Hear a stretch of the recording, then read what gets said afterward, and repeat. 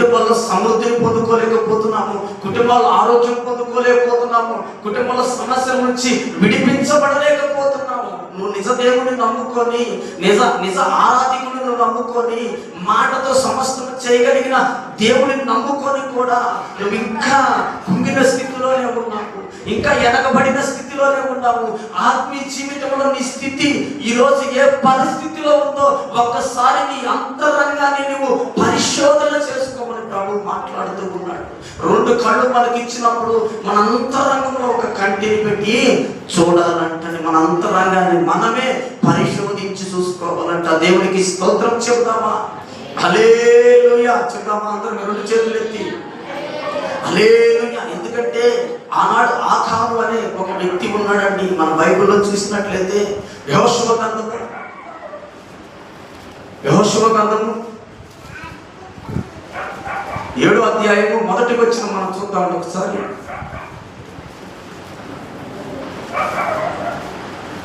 చదవగలిగిన వారు చదవగలిగి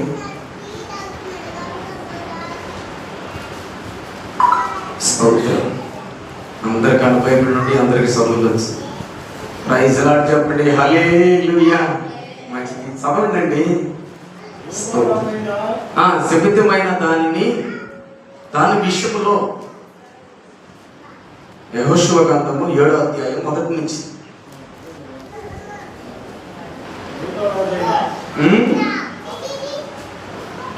శపితమైన దాని విషయంలో ఇశ్రాయేలును తిరుగుబాటు చేసిరి. ఎట్లనగా యూదా గోత్రములో జెరహుకు ముని మనవడును, జల్పి మనవడును, కర్మీలు కుమారుడకు ఆకాను శపితం చేయబడిన దానిని కొంచెం తీసుకొని కనుక యెహోవా ఇశ్రాయేలు మీద కోపించెను. దేవుడికి స్తోత్రం చెబుదామా? హల్లెలూయా. ఆనాడు ఇశ్రాయేలు ప్రజలు ఎక్కడ అడుగు పెట్టినా వారికి విజయం కలుగుతుందండి. వారు ఎక్కడ అడుగు పెట్టినా వారికి అపజయం అంటే తెలియదు. ప్రతి రాజ్యంలో జయించుకుంటూ వచ్చారు. ఆనాడు ఆ పట్టణములు ఆయి పట్టణం మీదకి వెళ్ళి వారు ఓడిపోవడం జరిగిందండి. ఆయి పట్టణం అంటే అది చిన్న పట్టణం అండి. ఎరుకో పట్టణాన్ని జయించగలిగారు. ఎరుకో పట్టణాన్ని పెద్ద పట్టణం, అది ఆ పట్టణాన్ని జయించగలిగారు, కానీ ఆయి అనే పట్టణాన్ని జయించలేకపోయారండి. ఆ యెహోషువ నాయకత్వంలో ఇశ్రాయేలు ప్రజలందరూ ఆ రాజ్యాలను జయించుకుంటూ వస్తూ ఇక్కడ ఆయి అనే పట్టణం కాడకు వచ్చిన తర్వాత ఆకాను అనే వ్యక్తి శపించబడిన దానిని ఆశించాడు. శపించబడిన దానిని ఆశించి అపజయం అంటే వెరగని వ్యక్తి, అపజయం అంటే ఇశ్రాయేలు ప్రజలకు తెలియకుండా అన్ని రాజ్యాలను జయించుకుంటా పోస్తున్న వ్యక్తులు అక్కడికి వచ్చేలకే, ఆయి పట్టణం కాడకు వచ్చేలకే ఏం చేశారంటే శపితమైంది ఆకాను తీసుకొచ్చి తన ఇంటిలో భద్రపరుచుకున్నాడంటండి. దేవునికి స్తోత్రం చెబుదామా? హల్లెలూయా. ఏం తెచ్చుకున్నాడంట ఆకాను? రాజ్యాలను జయించి వారు వెళుతున్నప్పుడు ఆకాను ఏం ఆశించాడంటే బంగారమునంత వస్త్రములను ఆశించి అక్కడ తనకు నచ్చినది తీసుకొచ్చి ఎవ్వరికి తెలియకుండా ఎక్కడ పెట్టారండి చెప్పండి? తన ఇంటిలో గుంట తీసి గుంటలో పాతి పెట్టాడంట. దేవునికి స్తోత్రం చెప్తామా? హల్లెలూయా. ఆకాను ఎప్పుడైతే ఆ శపించబడింది తీసుకొచ్చి తన ఇంటిలో పెట్టుకున్నాడో, ఆ శపించబడింది తీసుకొచ్చి తన ఇంటిలో ఉందో, ఆ ఇశ్రాయేలు ప్రజలు ఆయి పట్టణం మీదకి వెళ్ళినప్పుడు ఆయి పట్టణాన్ని జయించలేకపోయారండి. ఆయి పట్టణం అంటే చిన్న జనాంగము. ఇశ్రాయేలు ప్రజలు ఏకులు వారిని పంపించి ఆ పట్టణం పరిస్థితి చూసి రామన్నప్పుడు మనం ఇంతమందిని వెళ్ళాల్సిన పని లేదు, ఆ పట్టణం మీదకి 2000 మంది 3000 మంది వెళితే ఆయి పట్టణాన్ని మనం జయించగలుగుతాము అని చెప్పగలిగారండి. దేవుడికి స్తోత్రం చెబుదామా? హల్లెలూయా. ఆ 3000 మంది ఆయి పట్టణాల మీదకి వెళ్ళి వారు ఆయి పట్టణమును జయించలేకపోయారు. ఎందుకు జయించలేకపోయారంటే ఇక్కడ ఆకాను చేసిన తప్పిదం అండి. చెప్పించబడినది ఎక్కడ ఉందంటే ఆకాను ఇంటిలోనే ఉందండి. ఆకాను ఎక్కడ ఉన్నాడంటే ఇశ్రాయేలు ప్రజల్లో ఉన్నాడు. దేవునికి స్తోత్రం చెప్తామా? హల్లెలూయా. ఈరోజు మంది కానిది ఏది మన ఇంటిలో ఉందో, ఏది మనది మనం ఆశించకూడదు, ఏది మనం ఆశిస్తున్నామో ఆనాడు ఆకాను ఆశించాడండి. ఆకాను ఆశించి మరణాన్ని తెచ్చుకున్నాడు. ఏం చేశాడంటే రాళ్లతో కొట్టబడి అగ్నితో కాల్చబడ్డాడు. ఆకాను. ఈరోజు మన జీవితంలో దేవుడికి వ్యతిరేకమైనది ఏముందో, ఎందుకంటే దేవుడు అంటున్నాడు కదా, ఏది కూడా మీరు ఆశించకూడదు, ఏది కూడా మీ పొరుగు వారిది ఏది మీరు ఆశించకూడదని మన ద్వితీయోపదేశ కాండంలో నిర్గమ కాండంలో చెప్పి ఉన్నాడు. ఈరోజు మనం ఏం చేస్తున్నామంటే దేవుడు నమ్ముకున్న బిడ్డలు కూడా ఆకానుకు తెలుసు అది శపించబడింది. యెహోషువ మొదటగా చెప్పాడు, మనం ఆ పట్టణాన్ని జయించాలి, ఆ పట్టణంలో ఏది కూడా తీసుకొని రాకూడదు, దాంట్లో ఉన్న బంగారం ఎండు తీసుకొచ్చి ఆ యెరూషలేము మందిరములో పెట్టాలి, కానీ మన ఇంటికి ఏది తెచ్చుకోకూడదు అన్నప్పుడు ఆకాను ఆశించి ఎవరికి తెలియకుండా తెచ్చి ఇంట్లో పెట్టుకున్నాడండి. దేవుడికి స్తోత్రం చెప్దామా? హల్లెలూయా. ఈరోజు మరి దేవుడికి వ్యతిరేకమైంది నీ కుటుంబంలో తెలియకుండా మరి నీ జీవితంలో ఏముందో, నీ జీవితంలో ఏది నిన్ను వేరుపడి చేస్తుందో, ఏది నిన్ను వెంబడిస్తుందో, నిన్ను బట్టి నువ్వు చేసిన తప్పిదమును బట్టి నీ కుటుంబం అంతా ఈరోజు నింద మోస్తుందా? నీ కుటుంబం అంతా శాపగ్రస్తుగా మార్చబడుతుందా? ఎందుకు శాపగ్రస్తుగా కుటుంబాలు మార్చబడుతున్నాయి అంటే నీది కాంతి ఏదో నీ దగ్గర ఉందంటున్నాడు. దేవుడికి స్తోత్రం చెప్తామా? హల్లెలూయా. ఎందుకంటే యెహోషువతో దేవుడు ఒక వాగ్దానం చేశాడండి. యెహోషువ గ్రంథము 1వ అధ్యాయం చదువుకుందాం ఒకసారి.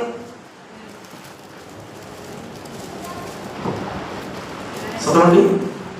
1వ అధ్యాయము 6వ వచనం నుంచి కొన్ని మాటలు చదవండి. నిన్ను విడువను ఎడబాయను, నిబ్బరము కలిగి ధైర్యముగా నుండుము, వారికి ఇచ్చినని నేను మీ పితరులతో చేసిన నువ్వు నీ ప్రజలు నీవు స్వాధీనము చేసుకుందువు. దేవునికి స్తోత్రం. హల్లెలూయా. మొదటిగా యెహోషువకి దేవుడు ఇచ్చిన వాగ్దానం ఏంటంటే నీవు నిబ్బరము కలిగి ధైర్యముగా ఉండు. యెహోషువ భయపడుతున్నాడు, వారి ప్రజల మీదకి నేను యుద్ధానికి వెళ్ళి నేను జయించలేనంటే ఆ యెహోషువతో దేవుడు ఏమంటున్నాడంటే నిబ్బరము కలిగి ధైర్యముగా ఉండు. దేవుడికి స్తోత్రం చెబుతామా? హల్లెలూయా. యెహోషువకి ధైర్యం ఇచ్చిన దేవుడు, నిలబెట్టిన దేవుడు ఈరోజు ఆయి పట్టణం కాడికి వచ్చేలకి ఎందుకు ఇశ్రాయేల్ ప్రజలు ఓడిపోవాల్సిన పరిస్థితి వచ్చింది? ఎందుకు ఓడిపోవాల్సిన పరిస్థితి వచ్చిందంటే ఆనాడు యెహోషువకు తోడై ఉన్న దేవుడు ఈ రోజు కూడా యెహోషువకు తోడై ఉన్నాడు, కానీ వారి కుటుంబాల్లో వారు నివసిస్తున్న చోట ఏదో శాపగ్రస్తమైనది వారు ఆశించారు కాబట్టి వారికి అపజయము ఎదురవుతుందండి. దేవుడికి స్తోత్రం చెప్తామా? హల్లెలూయా.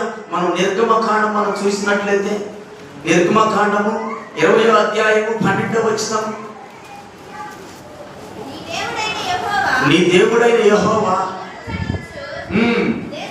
నీ దేశములో నీవు దీర్ఘాయుష్మంతుడువు అగునట్లు నీ తల్లిని నీ తండ్రిని గౌరవించు, సన్మానించుము, నరహత్య చేయవద్దు, వ్యభిచరించవద్దు, దొంగలించవద్దు, నీ పొరుగువాని దేనిదైనను పలకవద్దు, ఆశింపకూడదు, నీ పొరుగువాని భార్యనైనను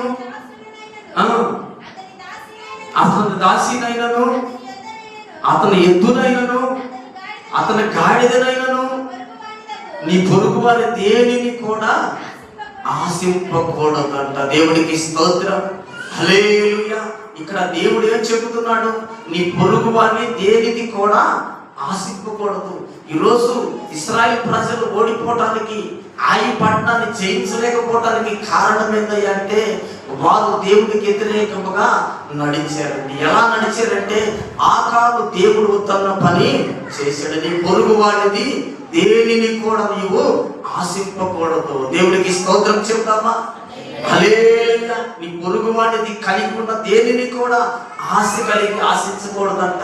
దేవుడు నీకేదైతే ఇచ్చాడో దానినే నువ్వు గురి కలిగి నడుచుకోవాలి, కానీ దాని మీదే నువ్వు ఆశ పెట్టుకుని నడుచుకోవాలి. కానీ ఈరోజు నీ కుటుంబాల్లో దీవెనకరంగా లేకపోవటానికి, ఆశీర్వాదకరంగా లేకపోవటానికి నీకు తెలుసు ఏదో నీకు దేవుడికి నీకు వ్యతిరేకంగా ఏదో ఉంది, దాన్ని విడిచిపెట్టలేకపోతున్నావు. దేవుడికి స్తోత్రం చెబుతామా? హల్లెలూయా. ఈరోజు నీ కుటుంబము శాపగ్రస్తముగా వెలుగుమయంగా లేకుండా దేవుడికి వ్యతిరేకంగా జీవిస్తున్నారంటే ఏదో నిన్ను ఏలుబడి చేస్తున్నట్టు. కానీ మనం బయటికి చెప్పుకోలేము. కానీ మనం ఆరాధిస్తున్న దేవుడు హృదయాంతరంగాలను ఎరిగిన వాడు నువ్వు మనుషులకు చెప్పుకోవాల్సిన పని లేదు. నీవు కుటుంబాన్ని జయించుకోవాలంటే, నీ కుటుంబం సమాధానం ఉండాలంటే, నీ కుటుంబము వర్ధిల్లాలంటే మొదటిగా నువ్వు దేవుని ఎదుట ఆయన పాదాలు పట్టుకొని ఏ తప్పిదమైతే నీలో ఉందో, ఏ ఆలోచన అయితే నీలో ఉందో, నీ జీవన విధానంలో నువ్వు దేని కొరకైతే ఆశించి నీ కుటుంబానికి శాపాన్ని తెచ్చుకున్నావో దాంట్లో నుంచి విడుదల పొందమంటున్నాడండి. దేవుడికి స్తోత్రం చెప్తామా? హల్లెలూయా. ఏది కూడా నీ పొరుగు వాడిని ఆశించకూడదంటే, ఈరోజు చాలా మందిలో మనం చూసినట్లయితే పొరుగు వాడిది కావాలని ఆశిస్తామంటే, సాటును తినే భోజనం అంట ఋషి అంట. ఏంటంటే ఋషి అంట. మనం వండుకున్న భోజనం వైపు ఋషి ఉండదు. ఎందుకు అంటే అది సాటును దొరుకుతుంది కదా. దొంగతనానికి పోయి ఏం చేస్తాడు? అడావుడిగా తీసుకుని వస్తాడు. మన సొంతదేదో తీసుకుందామలే సాటుగా తిని అడావుడిగా తినేది ఏంటంటే ఋషిగా ఉంటుంది. అందుకే నీది కాంతి ఏమి నీలో ఉందో అది అపవిత్రమైనదే. కానీ లేకపోతే నీ పొరుగు వాడిని ఏదన్నా ఆశించి తెలిసో తెలియకో నీ ఇంటిలో ఏది ఉందో ఒకసారి ఆలోచనకు తెచ్చుకో. దేవుడికి వ్యతిరేకమైంది నీ జీవితంలో ఏది ఉన్నా, నీ కుటుంబంలో ఏది ఉన్నా, నీ కుటుంబం వర్ధిల్లదండి. ఆనాడు ఆకాను కుటుంబము శాపగ్రస్తముగా మార్చబడింది. ఎందుకంటే దేవుడు చూస్తూ ఉండే దేవుడు కాదు. ఆయన ఎంతగా ప్రేమిస్తాడో అంతగా శిక్షించే దేవుడు అండి. దేవుడికి స్తోత్రం చెప్తావా? హల్లెలూయా. ఆయన పాపిని ప్రేమిస్తాడు కానీ పాపాన్ని ప్రేమించడు. దేవుడికి వ్యతిరేకమైనది ఏది అయినను పాపమేనంటున్నాడు. దేవుడికి స్తోత్రం చెప్తావా? హల్లెలూయా. మరి ఈరోజు దేవుడికి వ్యతిరేకమైనది ఏది ఉందో మన జీవితంలో దేవుడి ఎదుట ఒప్పుకోవాలి. మనం చూసినట్టే యోనా ఉన్నాడు. దేవుడి మాట లెక్క చేయకుండా దేవుడు నినివే పట్టణంకి వెళ్ళమంటే యోనా ఏం చేసుకున్నాడంటే తరసీసుకెళ్తున్నాడండి. దేవుడికి స్తోత్రం చెప్తామా? హల్లెలూయా. ఎక్కడికి వెళ్ళమని దేవుడు చెప్పాడు? నినివే పట్టణంకి వెళ్ళయ్యా. ఆ నినివే పట్టణస్తులు పాడైపోతున్నారు, వారికి సువార్తను ప్రకటించు యోనా అంటే ఆ యోనా ఏం చేస్తున్నాడంటే తరసీసుకు పాడిపోతున్నాడండి. ఈరోజు నీకు దేవుడు ఏం మాట చెబుతున్నాడు? ఆ దేవుడి మాటను లెక్క చేసే స్థితిలో ఉన్నావా? ఆ దేవుడి మాటను నువ్వు చెవుని పెట్టే స్థితిలో ఉన్నావా? ఆ దేవుడి మాటను పెడ చెవుని పెట్టే స్థితిలో నువ్వు జీవిస్తూ ఉన్నావా? దేవుడికి స్తోత్రం చెప్తామా? హల్లెలూయా. ఆనాడు యోనా తప్పించుకొని వెళుతున్నాడు. నినివే పట్టణంకి వెళ్ళయ్యా, ఆ మహాపురమునికి వెళ్ళు, అక్కడ స్వార్థ ప్రకటించు, నా ప్రజలు నశించిపోతున్నారు, వారిపై శాపం వస్తుంది అని నినివే పట్టణస్తుల మీద శాపం వస్తుందని యోనాకు చెప్తే యోనాకు తరసీసుకు పారిపోతున్నాడండి. తన పారిపోవటమే కాదు, తన దేవుడి మాటకు లెక్క చేయనందుకు, తన దేవుడి మాటకు లోబడినందుకు ఆ యోనా ఏ ఓడైతే ఎక్కాడో, ఏ మోహలైతే ఆ యోనా ఉన్నాడో అక్కడ పెద్ద జల ప్రళయము రేగటం ప్రారంభమైందండి. దేవుడికి స్తోత్రం చెబుతామా? హల్లెలూయా. మన కుటుంబంలో అందరూ తప్పు చేయాల్సిన పని లేదండి. మన జీవితాల్లో అందరూ తప్పు, మనం అన్నింటిలో తప్పు చేయాల్సిన పని లేదు. చిన్న తప్పు చాలు. చిన్న నిప్పంట, కారు నిప్పంట పెద్ద అడిగిని ఏం చేస్తుందండి? పెద్ద అడిగిని తగలబెడుతుంది. పాపము చిన్నదైనా పాపమే, పెద్దదైనా పాపమే. దేవుడికి వ్యతిరేకంగా ఏది నీలో ఉన్నా ప్రభు ఒక మాట అంటాడు, బైబిల్లో ఉంది, రాయబడి ఉంది. ఎందుకంటే ప్రార్థన చేయకపోవటం కూడా పాపమేనంటండి. దేవుడికి స్తోత్రం చెబుదామా? హల్లెలూయా. మరి దేవుడి సన్నిధిలో ఉన్న నీవు, మరి దేవుని కొరకు నిలబడుతున్న నీవు, ఆయనకి నీకు అనుబంధం కలిగి ఉన్నావా? యోనా తర్షీసుకు నినివే పట్టణంకి వెళ్ళమంటే తర్షీసుకు పారిపోతున్నాడండి. కేబు ఇచ్చి ఓడ టికెట్ను కొనుక్కొని ఓడలో ప్రయాణం చేస్తున్నాడు. ఆ ప్రయాణం చేస్తుంటే ఆ యోనాను బట్టి ఆ ఓడలో ఉన్న వారందరికీ ఎదురు దెబ్బ తగిలిందంటే దేవుడికి స్తోత్రం చెప్తామా? హల్లెలూయా. పెద్ద జల ప్రళయము ఎదురొస్తూ వారి ఓడలో ఉన్న అన్ని సామాగ్రి అన్ని పడవేసి వారందరూ వారి దేవుడికి ప్రార్థన చేస్తే ఎవరిని బట్టి కీడు వచ్చిందంటే యోనాను బట్టి వచ్చింది. వారందరూ ప్రార్థన చేస్తున్నారు. ఎవరు నమ్ముకున్న దేవునికి వారు, ఎవరు పక్కన ఎవరు ప్రార్థన చేసినా వారి జీవితంలో కార్యము జరగలేదండి.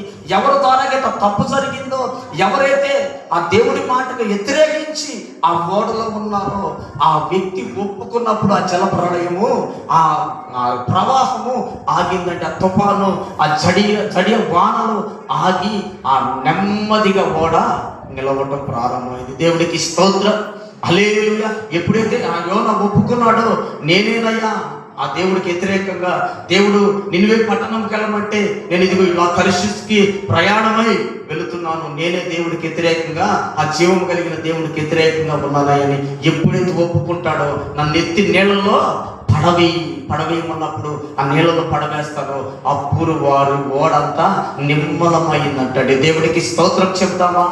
హల్లెలూయా. మరి ఈరోజు ఏది నిన్ను ఏలుబడి చేస్తుందో, ఏది నీ జీవితంలో ఆటంకంగా ఉందో దాన్ని ఎత్తి నువ్వు ఎక్కడ పడేయాలంట? ప్రభు అయిన యేసు రక్తంలో పడవేస్తే ప్రతి పాపము నుంచి ఆయన ఏం చేస్తాడంట? విముక్తిని కలగ చేస్తాడంట. దేవుడికి స్తోత్రం చెప్తామా? హల్లెలూయా. ఆ యోనా ఒక్కడను బట్టే ఆ ఓడలో ఉన్న వారందరికీ ఎదురు దెబ్బలండి. ఆ ఓడలో వారు చిత్తపరుచుకున్న సామాగ్రి అంతా పతనమైపోయే స్థితిలోనికి వచ్చారు. వారందరూ చనిపోయే స్థితిలోకి వచ్చారు. ఎప్పుడైతే యోనా ఒప్పుకొని ఆ జల ప్రళయంలో పడవేయటం జరిగిందో అప్పుడు వారికి, ఆ ఓడలో ఉన్న వారికి నెమ్మది కలుగుతుందండి. దేవుడికి స్తోత్రం చెప్తామా? హల్లెలూయా. ఈరోజు మన జీవితంలో వ్యతిరేకంగా దేవుడికి ఏది ఉందో ఆయన రక్తానికి మనం అప్పగించుకుంటే, మనం ఏ రీతిగా వ్యతిరేకంగా బ్రతుకుతున్నామో ఆయన పాదాలు మనం పట్టుకొని, అయ్యా ఇదిగో మా జీవితంలో ఇది వ్యతిరేకత ఉంది ప్రభువా, ఇదిగో ఒకప్పుడు తెలుసో తెలియకో, ఇదిగో మేము ఒక మాది కాని వస్తువు కానీ, మాది కానీ మేము ఏదో ఆశించి ఈరోజు ఈ స్థితిలో ఉన్నామయ్యా, దయతో మమ్మల్ని క్షమించని ఆయన పాదాలను పట్టుకోగలిగితే నా ప్రభు నిన్ను క్షమించడానికి, నీ దోషమును తొలగించడానికి ఆయన సిద్ధంగా ఉన్నాడండి. దేవుడికి స్తోత్రం చెప్తామా? హల్లెలూయా. దేవుడికి వ్యతిరేకంగా రూపింపబడిన ఏ ఆయుధము కూడా వర్ధిల్లదంటండి. దేవుడికి స్తోత్రం చెబుదామా? రెండు చేతులు ఎత్తి హల్లెలూయా. ఎందుకంటే ఆయనకి వ్యతిరేకంగా రూపింపబడిన ఏ ఆయుధము కూడా వర్ధిల్లడానికి అవకాశం లేదండి. అక్కడ ఆ ఆహారం ఏం చేశాడంటే శపితమైన తీసుకొచ్చి ఇంట్లో పెట్టుకున్నాడండి. ఎప్పుడైతే శపితమైన ఇంట్లో తీసుకొచ్చి పెట్టుకున్నాడో, ఆ శపితమైనది తన ఇంటిలో ఉందో అక్కడ తన ఇబ్బంది పడటము ప్రారంభించాడు. యెహోషువ 22వ అధ్యాయము, యెహోషువ గ్రంథము 22వ అధ్యాయము 20వ వచనంలో ఒక మాట ఉంటుంది, చదువుకుందాం చూడండి. యెహోషువ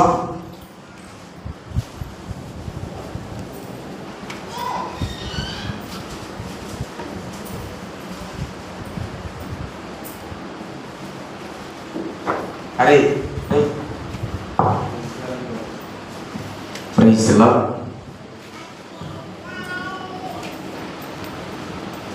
చదవండి అమ్మా.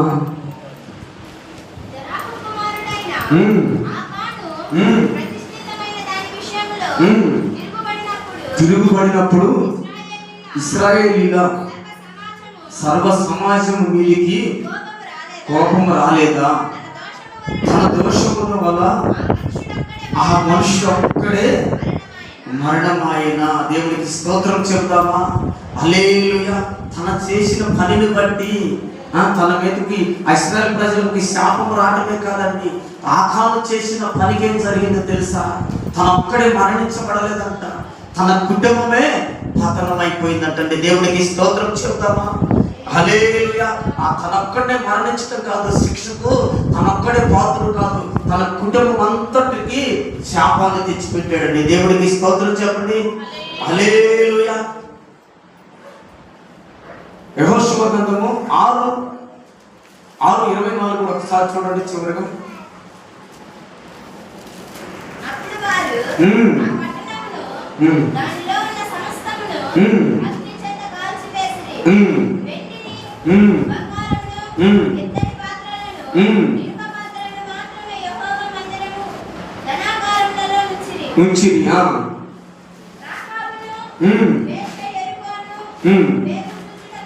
ఏకుసూచుటకు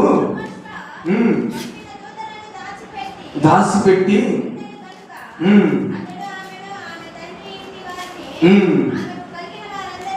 ఆమెకు కలిగిన వారందరినీ బ్రతకనిచ్చాను. దేవునికి స్తోత్రం చెప్దామా? హల్లెలూయా. ఎందుకంటే ఆడ ఏగులు వారిని పంపించినప్పుడు ఆ యెరికో పట్టణమును కూల్చడానికి యెహోషువ ఏగులు వారిని పంపించినప్పుడు ఒక స్త్రీ ఏం చేసిందంటే వారు ఏగులు వారికి అవకాశం ఎట్లాగంటే వారిని భద్రపరిచిందండి. వారు భద్రపరిచినప్పుడు ఇశ్రాయేలు ప్రజలు ఆ యెరికో పట్టణమును కూల్చడానికి వెళ్ళినప్పుడు ఆ కుటుంబాన్ని, ఆ ఏడ్చి కుటుంబాన్ని ఒక్కదాన్ని ఏం చేశారంటే భద్రపరిచారు. ఆ కుటుంబానికి హాని కలగకుండా చూశారు. ఇక్కడ ఆహార కుటుంబం ఏమైంది ఒకసారి చూద్దామా? 7:24 చూద్దామా? తర్వాత యెహోషువ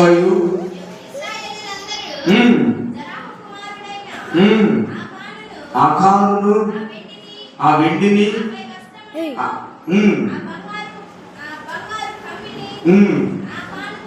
ఆకాను కుమారులను కుమార్తెలను ఎద్దులను గాడిదలను డేరాలను వాళ్ళకి కలిగిన సమస్తమును పట్టుకొని ఆకోరు లోయలోనికి తీసుకొని వచ్చిరి. చదువు. అప్పుడు యెహోషువ నీవేళ మమ్మల్ని బాధపరిచితివి, నిన్ను బాధపరచునగా ఇశ్రాయేలులందరూ వారిని రాళ్లతో కొట్టి చంపిరి. దేవునికి స్తోత్రం చెప్దామా? హల్లెలూయా. అక్కడ ఆకాను చేసిన పాపం అంటే కుటుంబానికి తెలియదు. ఎందుకంటే ఆకాను వస్త్రాలు తెచ్చేటప్పుడు, ఆ బంగారం తెచ్చేటప్పుడు అవన్నీ కుటుంబానికి తెలియకుండే తీసుకొచ్చి ఎక్కడ పెట్టాడు? తన కుటుంబంలో, తన ఇంట్లో నివసించే ఇంట్లోనే గోతిలో దాచిపెట్టాడండి. దేవునికి స్తోత్రం చెప్దామా? హల్లెలూయా. ఆకాను చేసిన తప్పిదం వల్ల ఆకాను కుమార్తెలు కుమారులు వారికి కలిగి ఉన్న మందలు సమస్తమును అగ్నికి ఆహుతి చేయబడ్డాయి అంటండి. దేవునికి స్తోత్రం చెప్దామా? హల్లెలూయా. ఎందుకంటే దేవుడికి వ్యతిరేకంగా నడిచింది ఒక్కరేనండి.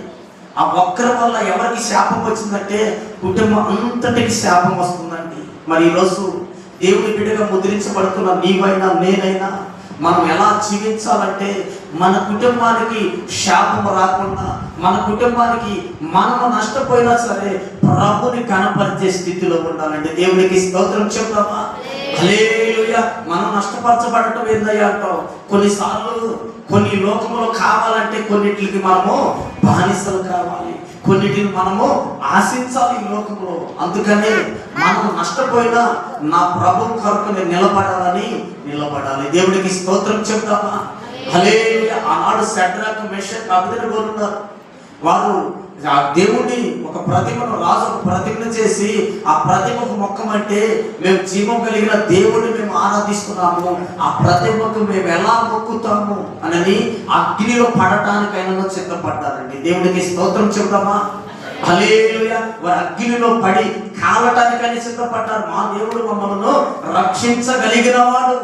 ఒకవేళ రక్షించకపోయినా సరే మేము రాజాని ప్రతిమకు మేము మొక్కము. దేవుడికి స్తోత్రం చెప్దామా? ఈరోజు భక్తి జీవితం ఆ తీర్మానం ఉందా? భక్తి జీవితం ఆ విధానం ఉందా? దేవుడి కొరకు నిలబడి నడవగలుగుతున్నామా? ఏ స్థితిలో మనం ఉన్నాం? చిన్నదాన్ని ఆశించి ఏదో కొద్ది మనకు కావాల్సింది లోక మర్యాదల కొరకు మన ఆత్మీయ జీవితాన్ని పాడు చేసుకుంటున్నామండి. మన ఆత్మీయ జీవితాన్ని దేవుడికి వ్యతిరేకంగా జీవించే స్థితిలోనికి వస్తున్నాము. దేవుడికి స్తోత్రం చెప్తామా? హల్లెలూయా చెప్పండి. హల్లెలూయా. చేతులు ఎత్తిన వాడు హల్లెలూయా చెప్పండి. నమ్మి మనుషులను నీవు నమ్మి పలుమార్లు మోసపోయావు, పలుమార్లు మోసపోయావు. ఇలా ఎంత కాలము నీవు మోసపోయావు. ఇలా ఎంత కాలము నీవు సాగి నమ్మి నమ్మి మనుషులను నీవు నమ్మి నమ్మి పలుమార్లు మోసపోయావు, పలుమార్లు మోసపోయావు. ఇలా ఎంతగానో నీవు సాగిపోదు. ఇలా ఎంతగానో నీవు సాగిపోదు. నమ్మి నమ్మి మనుషులను నీవు నమ్మి నమ్మి పలుమార్లు మోసపోయావు, పలుమార్లు మోసపోయావు. ఐశ్వర్యము నమ్మి ఇంది బంగారము ఆశించిన ఆకాను ఏమాయెను, అగ్ని ఆరుతి ఆయెను. ఐశ్వర్యము నమ్మి ఇంది బంగారము ఆశించిన ఆకాను ఏమాయెను, అగ్నికి ఆరుతి ఆయెను. నా యేసయ్యను నమ్మిన ఎడల మహిమైశ్వర్యమే నీకు నిక్షయమే. నా యేసయ్యను నమ్మిన ఎడల ఉన్నత బహుమానము నీకు నిక్షయమే. నమ్మి నమ్మి మనుషులను నీవు నమ్మి నమ్మి పలుమార్లు మోసపోయావు, పలుమార్లు మోసపోయావు. ఇలా ఎంతకాలము నీవు దిక్కుపోదు. ఇలా ఎంతకాలము నీవు మోసపోదు. నమ్మి నమ్మి మనుషులను నీవు నమ్మి నమ్మి పలుమార్లు మోసపోయావు, పలుమార్లు మోసపోయావు. ఇలా ఎంతకాలము నీవు ఆగిపోదు.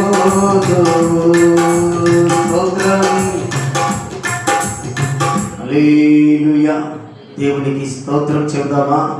హల్లెలూయా. ఆకాను ఆశించాడు, లోకాన్ని ఆశించి లోకములో ఉన్న వెండిని బంగారాన్ని వస్త్రములను ఆశించి కుటుంబానికి శాపాన్ని తెచ్చుకున్నాడండి.